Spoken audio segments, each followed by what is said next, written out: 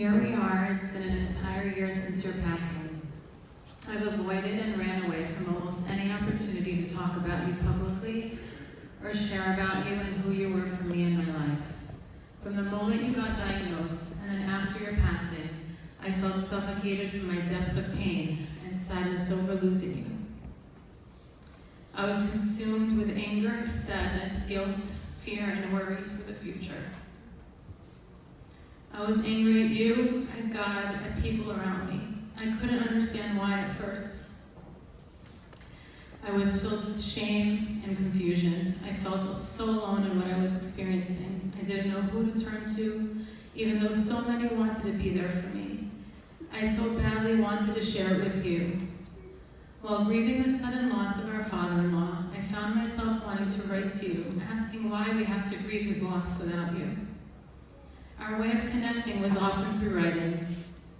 I loved receiving messages or voice notes from you. They truly made my day.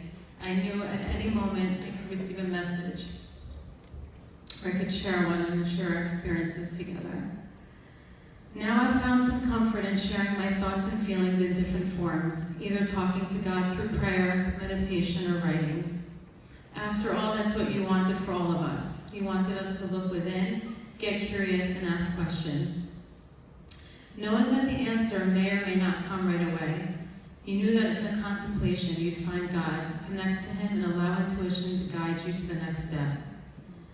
As I reflect on these past years living with you in my life, I realize how complex that relationship was.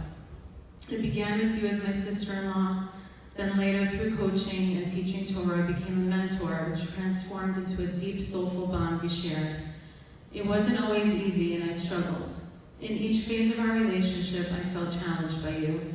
Your dedication to self-development and growth pulled me to also do the same. I discovered my own journey. You always knew best, in my opinion. You always had far greater wisdom and knowledge, and I clung on to you because you embodied truth, compassion, understanding, trust, strength, and courage. Tonight, I'd like to highlight some concepts and stories that have changed my life. Your belief in people. You believed in me and my potential way before I did. You trusted me way before I could trust myself. You respected me way before I could respect myself. You honored my inner child way before I could honor her myself. This I know is your gift, your special gift that only you could give to another in the way you did for countless others. Your ability to listen deeply. Your gift of listening was one of a kind. Interestingly enough, you knew your natural strength was talking and entertaining others with your incredibly witty humor and laughter that still echoes in my ears at times. But you discovered what God wanted of you, to also explore your ability to listen. You soon realized that this was where the magic was, and that was the area that would bring out the best in you and others. The way you'd be present with each person you'd interact with was mind-blowing. Never distracted, always present. Your parenting style. The way you parented was different than what I had ever witnessed. I remember observing the way you parented from when your children were young. As the kids got older, you had worries, as any parent does. I'll never forget when Shavuot, we went for a walk. You asked a question for each of us to share the one thing we really wanted to improve in our lives. Yours was to feel more connected to your children. Fast forward to the months before your passing, you felt the rewards of your love for them. Your children were there by your side, each in their own beautiful, unique way. You listened. You knew your children as individuals, not needing fixing, rather needing acceptance and love. You treated them as a friend. You knew to see all children, not just your own. You always had full presence and respect for your nieces and nephews. You loved asking them questions. You paid attention. I'm sure they'll never forget you for that quality. I'll never forget the moment you defended my young daughter at the time when she was struggling as little kids do. Being a young mom, too disconnected to really listen and pay attention to her, you spoke up for her when I simply couldn't. You made me realize the power of assertiveness, truth, and holding space for a child's feelings, all in that one moment. That experience sparked my own personal journey into conscious parenting. Your beliefs were bold, strong, and powerful. They were unique and fresh. They disrupted the beliefs of our community. God knew you were the vehicle for that. You were never afraid to share your thoughts, ideas, or beliefs. You knew in your heart and soul that there were truths that needed to be shared constantly. I remember oftentimes being immersed in a conversation on our walks from Candy Star in the kitchen at our in-laws. You were always excited to share the latest revelation or epiphany you had in your learning or life experience. Your self-esteem workshops. When you began your self-esteem workshops, the one huge takeaway we had was that we recognized our humanness. I'll never forget one of the activities you asked us to do by sharing anonymously on index cards. One thing we were insecure about. When you read them aloud, we were all astonished by how alike we truly are. You introduced the idea of authentic connections.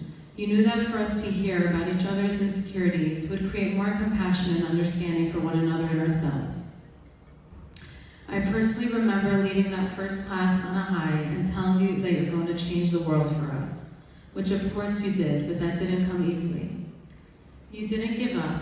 You continued learning, you became a professional certified life coach, and opened up our minds to different concepts such as empathy, holding space, setting boundaries, recognizing triggers and coping mechanisms, becoming aware of the mind-body-soul connection and the inner child, allowing feelings and thoughts, the soul versus the ego, conscious parenting, trusting our own timing, the power of vulnerability, self-esteem versus confidence, and paradoxes, to name some of the most life-changing. For so long, people misunderstood these ideas and concepts because they were unfamiliar with them. What made you so special was that you never wavered or gave up, to the point where you would repeat and explain the concept over and over until one day it finally clicked. It never exhausted you. Your weekly Parsha class. For years, you were a student of Mrs. Vuitton's, listening, absorbing, and questioning. You especially found comfort in the teachings of our Torah.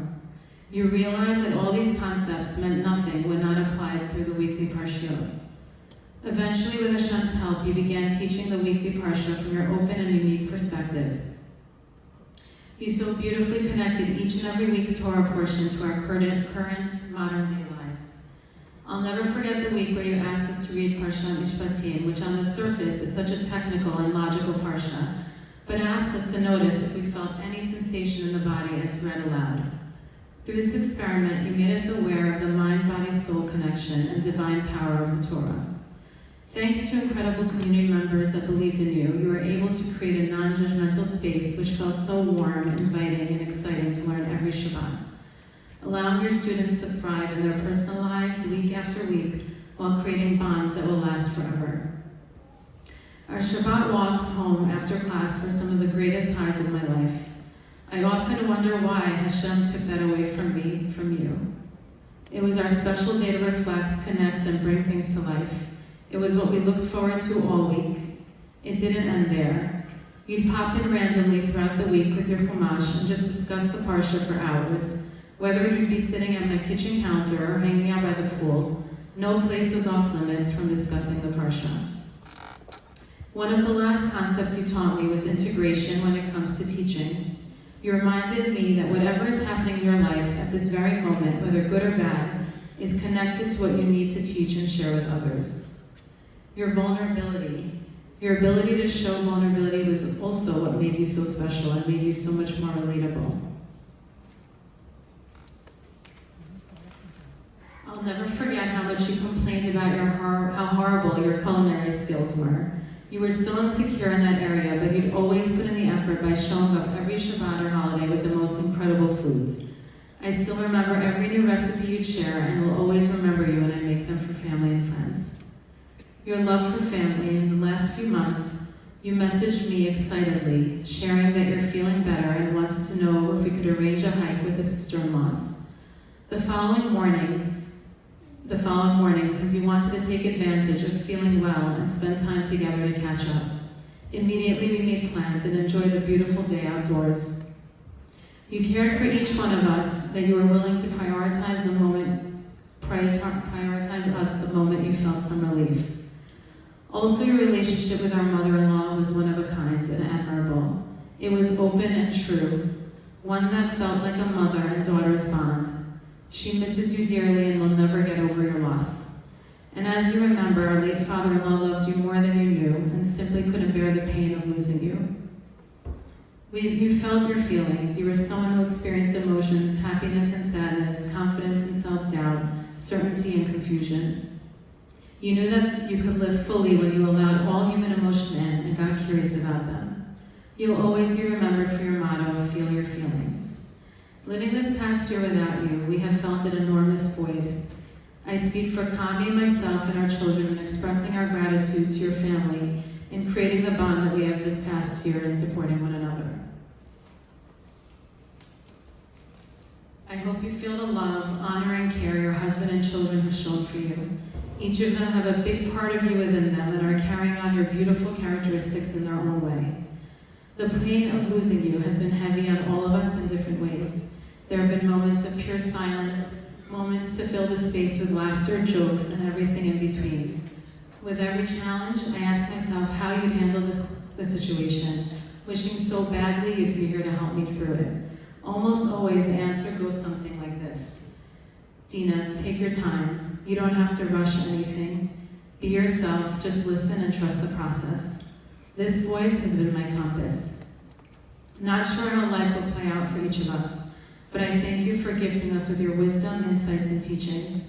Most of all, I thank you for helping me feel less intimidated by Torah study because it's what is guiding me and keeping me afloat without you. You will always be one of the reasons why I began and continue learning. You should know that people are honoring you in different ways, in big and small ways. Not a day goes by that you're not thought of, spoken of, or quoted. Our continued group Torah learning has also been incredibly therapeutic, and I'm grateful to everyone that's been part of the journey and continuing your legacy in keeping you alive. Dorina, thank you for welcoming me into your life.